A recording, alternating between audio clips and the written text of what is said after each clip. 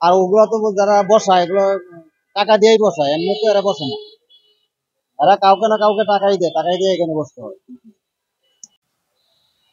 করছে আমাদের তো আমরা গরিব মানুষ পেটের দায়ে এই জোর কইরে বস কি করব আমরা কোন না আমাদের কাউকে আমরা টাকা দিতে হয় না আমরা পেটের দায়ে এই কাম করছি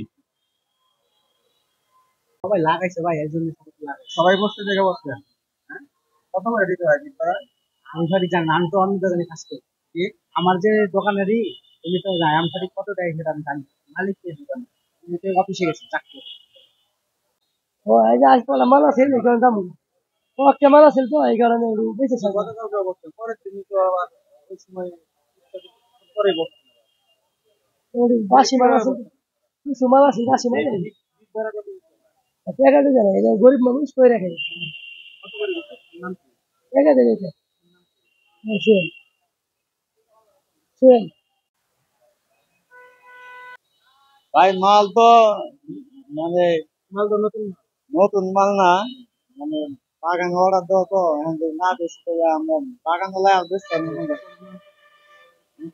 অন্য জায়গায় বেচতে পারবো না। এই জন্য এখন আমি যদি না বেশি মাল দিই বাগান না না না বাড়ানি এখন যদি ময়লার খরচ করে দিই 50 টাকা ময়লার বিল,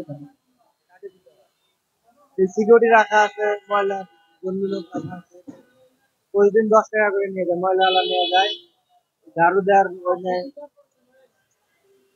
করছি আমরাই, আমাদের তো আর কোনো নেই, আমরা জামু করি, কোথাও তো আর বসার জায়গা নেই, এই জন্য বসছি উঠে দেয় আসি, আমরা তো কর্মজীবী নাই, কিছু তো একটা করতে হবে, ফ্যামিলি চালাইতে হবে, এই জন্য বসছি।